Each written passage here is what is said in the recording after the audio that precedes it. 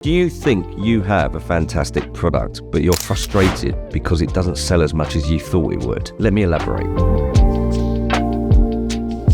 What I want to talk about is negotiation, because you can have the best product in the world, but if you don't link it to your customer's need, in many cases you might not sell it. There's a lot of people out there selling products on the features and benefits with actually no understanding of what the features and benefits are for their customer. They will scream and shout about, oh, it's shiny, it's glittery, it's worth double its money, it's fantastic. And the customer goes, well, I don't want any of that. I want something that's functional, easy to use, cheap as chips. But they didn't ask the question. So now they've lost that customer forever because they didn't go into negotiation. And how do you start a negotiation? You ask questions and you listen to the answers and you listen to them carefully. And then as you are listening to those answers, you start to build a picture of, right, I'm starting to get the pinch points and the needs for this client. So if I start telling them now that this is the best thing since sliced bread and it's worth fortunes, they're going to go, well, that doesn't work for me. So how do you reframe that? This is totally affordable. This is totally adaptable for your marketplace. It will work for you because of what you told me about how your customers need something that's cheap as chips. And I don't like using that phrase because obviously cheap sounds cheap, but you get the picture. So it's framing it in different ways so that the customer sees the value to them, their perceived value of what you are selling them. And if you can't hook your product to the value that you're giving to your client, you won't sell.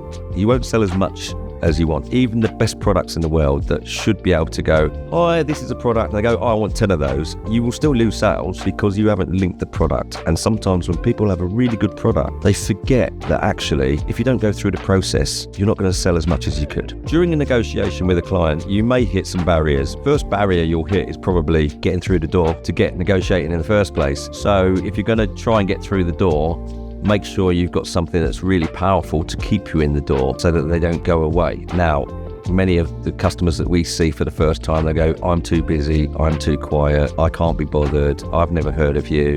There's loads. There's a massive amount of different things that they will use. I call these block objections. So this is an objection before you've even started talking to the client. So how do you overcome a block objection when somebody's just rebuffed you and gone, I can't see you, go away? So this is something that I've used over the years, and yeah, it might be a little bit pushy, but it kind of works.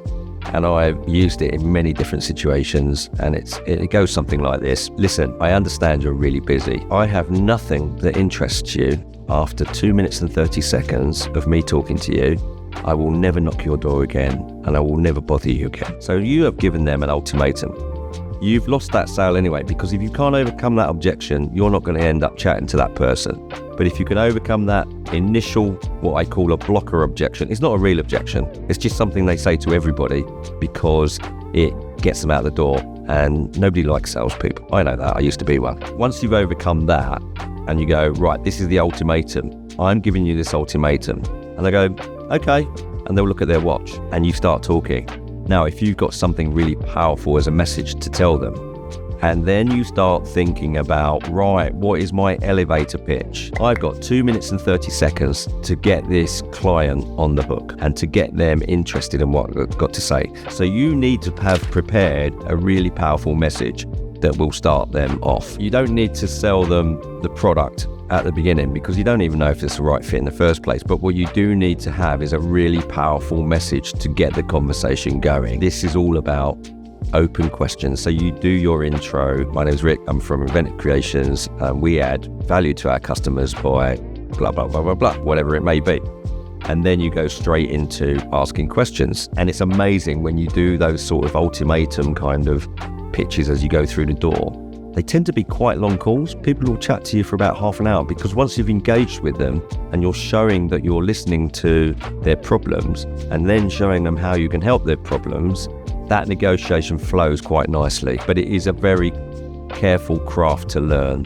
And not everybody can do it. Once you've mastered it, it's really, really powerful. When you're questioning your prospective client, you then are listening very carefully because they will raise the objections that they have with products and services that they've had before. And then as you're listening, you can then tie in once you've done your questioning phase. And the questioning phase is open questions. What do you do? How do you do it? Your target audience and any unique selling points that your customer may have.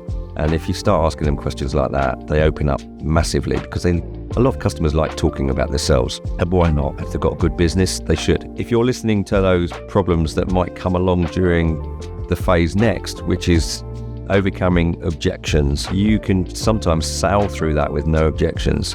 And I've watched really skillful salespeople chat to a client, and there'll be somebody watching them next to them, and they'll go, well, that was an easy call, you didn't get any objections. No, because you crafted your story to go through those objections as you told the story once you got to the product or the service that you're offering. Yeah, as you said earlier, Mr. Smith, accounting for you is really boring. What you need to understand from your accountant is, what are you going to save me? How are you going to manage my accounts? I'm going to come out of it with a net gain. Actually, it will pay for itself because you said before that accounting was really expensive for you. But as you can see from this journey that I'm taking you on, we've overcome that in so many words. If you're crafting your story really well, you kind of find those pinch points they've given you, and then you get to a close. Now, there are caveats to this.